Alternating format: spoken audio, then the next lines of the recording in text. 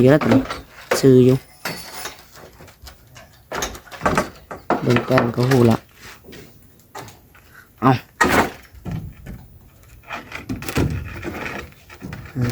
ต่อมางามแล้วตัวนี้วันนี้เอาไปเพียงนี่ตัวเพียงไปดิเสียใส่เพียงคันแป้นมันเพียงแบบนี้ล่ะงามคันน่ะสุดยอดเลยบุมีใช่ป่ะลูกดิ่ง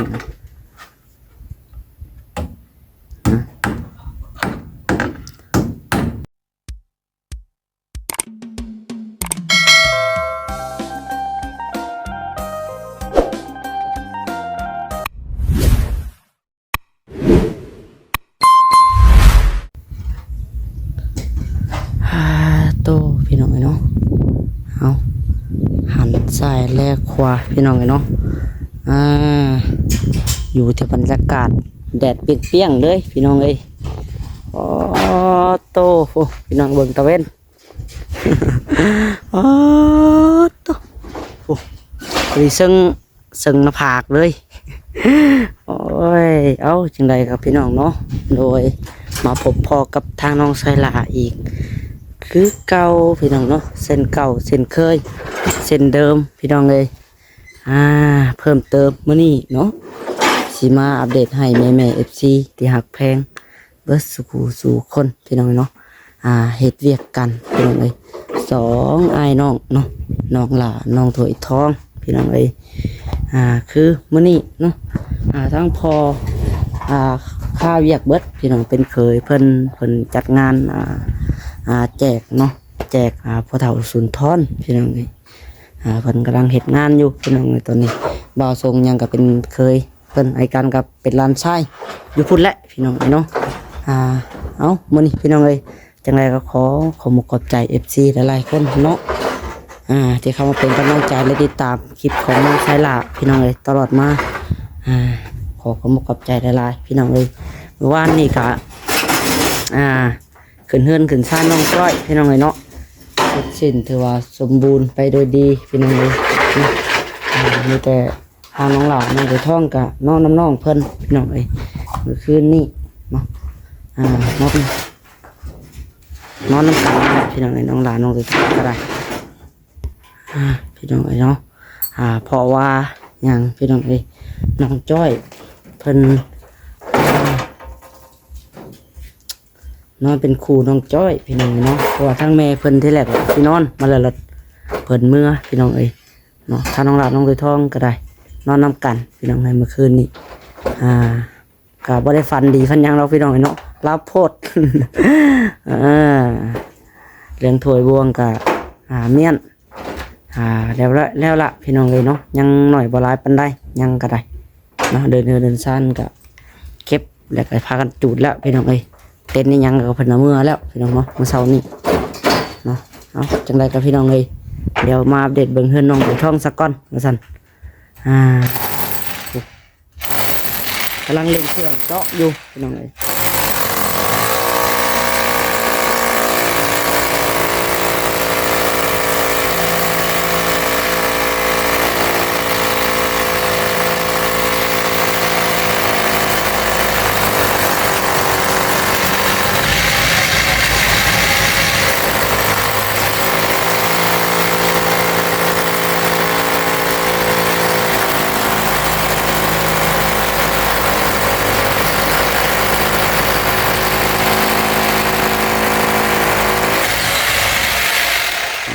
อย่างไรเนาะให้น้องใส่ท่องกันเจาะก่อน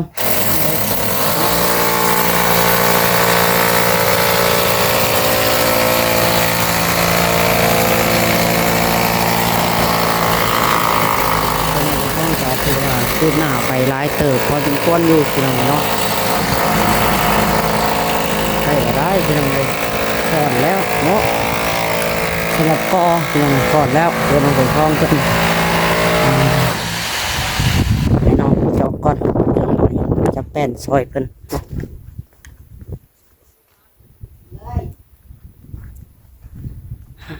โตพี่น้องเอ้ยอยู่กันสองพี่น้องก็ชิเงียบเงาแน่พี่น้องเอ้ยเนาะบรรยากาศบ่คือเมื่อวานนี่ได้พี่น้องเอ้ยเมื่อวานนี่ห้วยโตคนหลายพี่น้องเมื่อวานนี่ อยู่ที่น้องจ้อยเนาะวุ่นได้พี่น้องเลย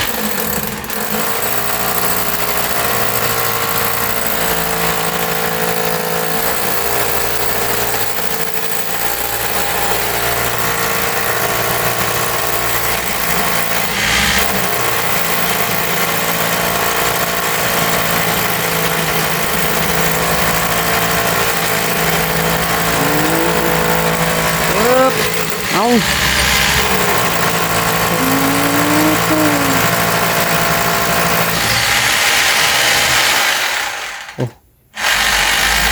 เดี๋ยวเสียอะไรเท่พี่น้องเนาะเราธรรมดาได้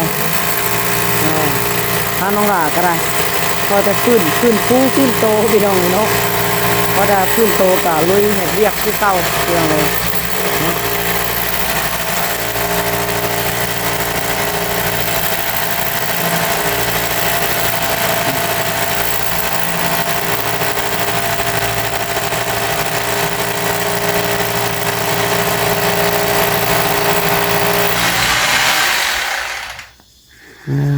ต่อเนาะเข้ากับบรรยากาศเปรี้ยงๆเลยพี่น้องกับเสียงสวรรค์นี่เนาะ แดดรอได้พี่น้องเลยแนมเบิ้งใบไม้เนาะสงัดอิงติ้งเลยแทบบ่มีอย่างตีงเลยพี่น้องเลยนิ่งกลิก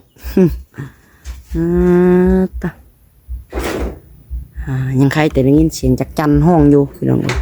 จักจันก็ห้องแล้วเขาเราดูห้อนได้เขาว่าจักจันห้องเนาะเริ่มห้อนไปเลยได้พี่น้องบ้านแล้วบ่ถอยทองเป็นตาเล็กเนาะบัดนี้สบายดีแม่ซีก่อนสบายดีพี่น้องไงไปลุยกันต่อเบิ่งก่อนพี่น้องเอ้ยเดี๋ยวก็ว่าสิชวนกันประกอบอีกพี่น้องเนาะแล้วข้างนั้นเดี๋ยวสิชวนกันเทว่าซั่นข้างนี้ก็เรียบร้อยประกอบแล้วล่ะพี่น้องแต่ยังทันได้เทได้พี่น้องเลยเนาะตอนนั้นก็แล้วไปละ3คันพี่น้องเอ้ยแล้วไปแล้ว3คันจะเอาจาก4คันแหละเทพี่น้องเนาะรอบเช้านี้ตอนนี้ก็11:30นแล้วพี่น้องเอ้ยพอดี12:00นเนาะ12:00 นจักว่าแล้วพี่น้องฟังเบิ่ง อ่อนใจละจะแม่นบ่เบิ่งแบบนึงมา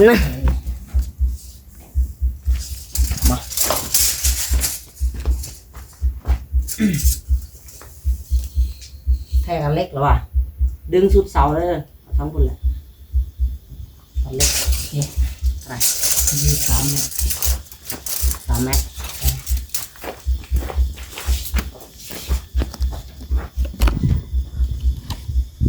เอาพี่น้องเกือบกล่องล่มเมื่อกี้นี่โอ้ยไปยางลงมาอยู่นี่แหละพี่น้องเอ้ยเนาะบรรยากาศห้อนพดโอ้3 เมตรไป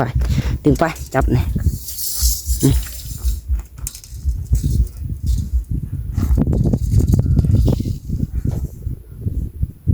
เห็นบ่กิน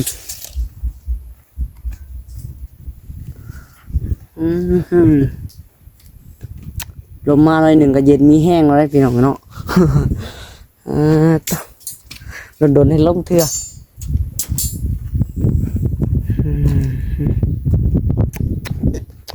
ยอมเลยพี่น้องแบบนี้เนาะ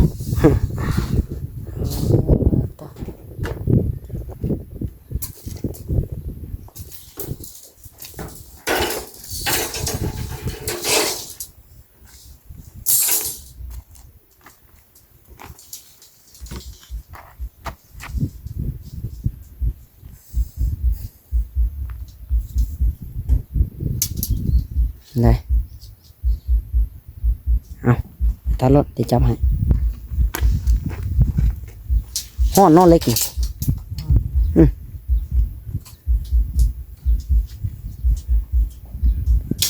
โอเค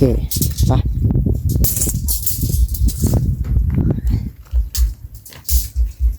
แผ่นกระดาษพี่น้อง แตกยางกับเก็บใส่เนาะอดน้ำพี่น้องเลยพอใส่ได้ก็ใส่ไปเนาะซื้อมากับใส่ ส่อย่างอื่นบ่ได้มีแต่เทคานแล้วก็ทิ่มซื่อๆพี่น้องเอ้ยมีแต่ว่าใส่ตัวเก่านี่ไปก่อนใส่ได้แล้วก็ใส่ไปเลยเก็บไปตัดต่อพี่น้องเอ้ยเอาไปอย่างอื่นมันก็เฮ็ดบ่ได้แล้วเด้แป้นมันพังแล้วเนาะมันถือปูนถือยามมันก็โอ้ล้าวแตกไปพี่น้องมีแต่เล็กตะปูลามๆอยู่มีแต่ว่าคันซื้อมากับเปลืองเงินมันคำเลยใส่ตัวเก่านี่แหละว่ะเอาอย่างเงินก็ไปซื้อแป้นไปหาซื้อแนวกินบ่ดีกว่าพี่น้องเอ้ยเนาะ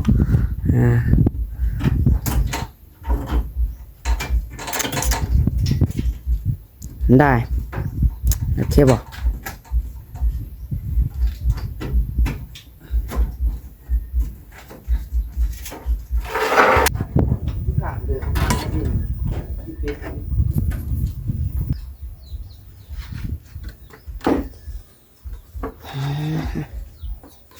มา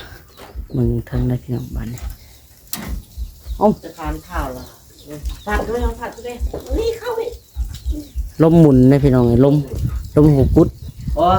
ปีนั่นเนาะมันหมุนในกล่องเพิ่งนี่ไอ้กูป่วยมึงเอาขึ้นเลยแต่กล่องป่วยคือไพ่ใหม่หลายเสียนมันจมมาที่ไหนเด้เนาะน้องตัวทองนะจมเบิกมาเฟรียวเลยพี่น้องน้องจ้อยโอ้โตโหผัดตรงยางขึ้นไปละ ปิ้งปลาเนาะเออเห็นเนาะ ปลามันใช่ มีอยู่บ่ปลายังหรือเปล่าปิ้งเทตัวนี้เราก่อนปลายังวะแล้วว่าจะเช็ดบ่น้องจ้อยปลาเช็ดอ่ะปลาเช็ดรถเลยปลานินปลาใส่อกซีปลาใส่ลงปลาใส่อกซีปลาอย่างปลาทูปลาดินปลานินโอ้ยปลานิน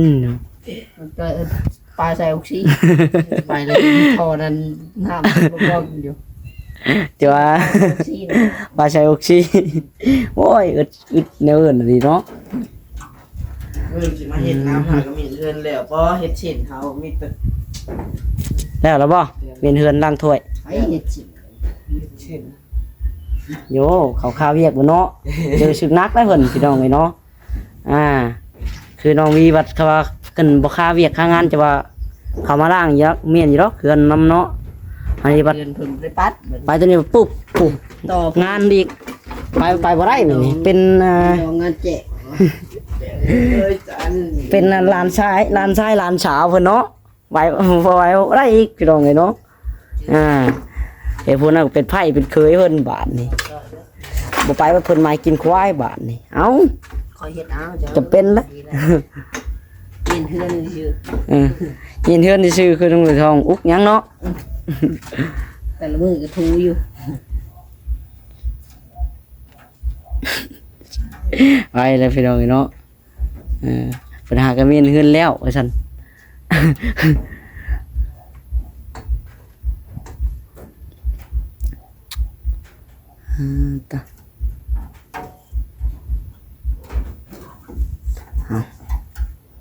ต่อพี่น้องเอ้ยถ้าน้องหลาก็ได้เนาะยื้อเวลาถ่ายคลิปให้เพื่อ FC ได้เบิ่งนำพี่น้องเอ้ยการที่เฮ็ดงานมันบ่เป็นเรื่องง่ายเนาะจักใดจักถ่ายคลิปน้องหลาก็จักใดจักเฮ็ดเวียกเนาะขัดปลาอย่างหนึ่งก็ขาดอย่างหนึ่งคือแม่ FC ที่เคยเห็นนั่นแหละเนาะ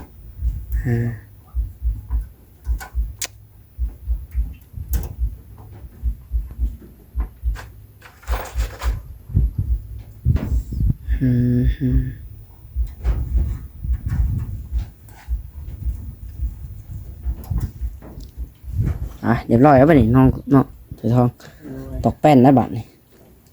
ยังไงขึ้นมาจับแป้นเพิ่นมันตอกเนาะได้ยอกน้องหลาก็ได้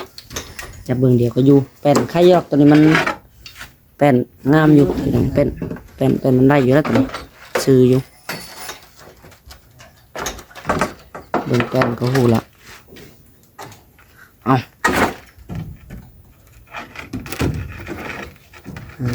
ต่อมางามแล้วตัวนี้วันนี้เอาไปเพียงนี่ตัวเพียงไปดิเสียใส่เพียงคันแป้นมันเพียงแบบนี้ล่ะงามคันน่ะสุดยอดเลยบุมีใช่ป่ะลูกดิ่ง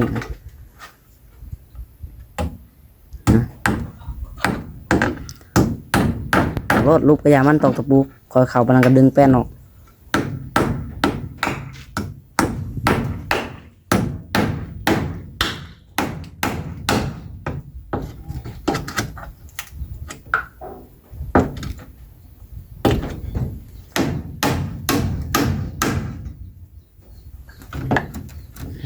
เข้าโพด นี่เข่าถอนเลยถอนรถเจ้าจิกอันนั้นโพดถวยจิกอันมินก็ได้มันจะบอกเข่าจิกไกลอะไรมันเขาแป้นมันอยากไหลเข่า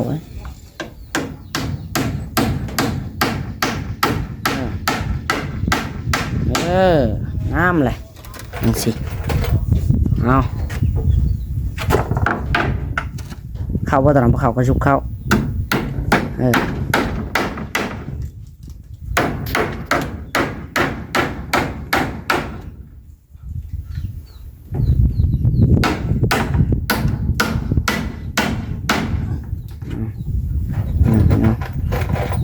ถือไว้พอสมควรจะได้คืนน้องตัวทองก็ได้เนาะเห็นเตือนน้องหลานอะไรพี่น้องยังหายุดอยู่เครื่องของก็มีเข้ามาหลายอย่างแล้วพี่น้องไอ้น้องหลานได้แต่บ่มีเวลาเฮ็ดของน้องตัวทองก่อนเอาสีก็มาแล้วเพื่อนน้องก็ได้เนาะ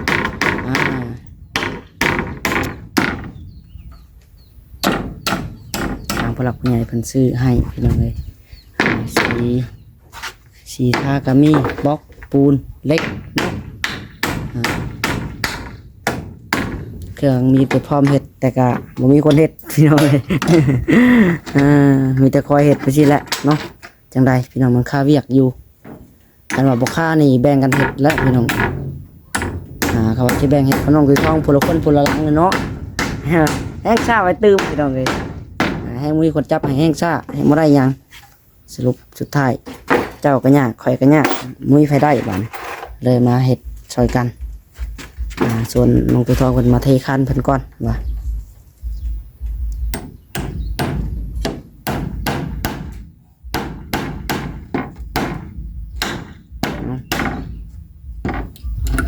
อยากตอกยากนะพี่น้องไอ้น้องขันแป้นเอาจิกไปสินะ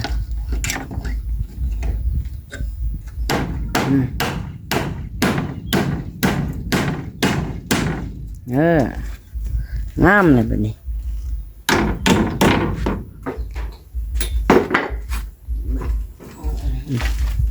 ข้างนอกบ้าน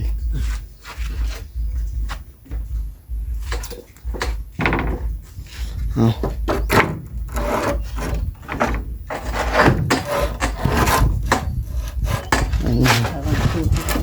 นี่ไงตามโอ้โหเป็นวงกบเลย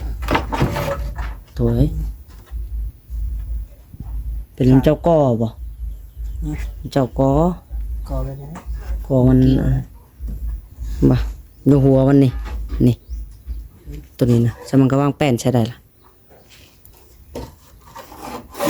ฟ้าดูจัน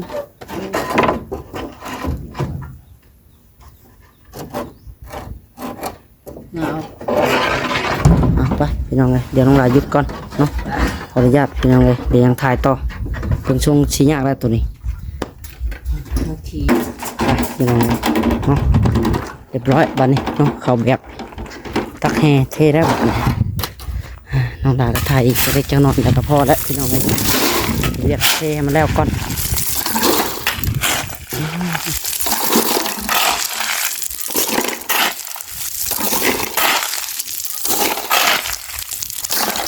แดดโพดโพเนาะไวละจับกล้องก็ได้โทรศัพท์ที่ตายละพี่น้องเลยคือโทรศัพท์น้องหากับพังละเนาะจับเพศละพี่น้องที่ว่าเครื่องที่ว่าไทยคลิปนี้ก็ได้จะเป็นอะไรเนาะก่อนแบบมันไข่มันลอกหมดละแตกหมดเลยที่น้องหาถ่ายตัวนี้นะพี่น้องเลยแต่อย่างนี้มันก็ถ่ายกล้องได้อยู่เนาะหากไม่ได้จีเพก็ยังโบ้พี่น้องเอง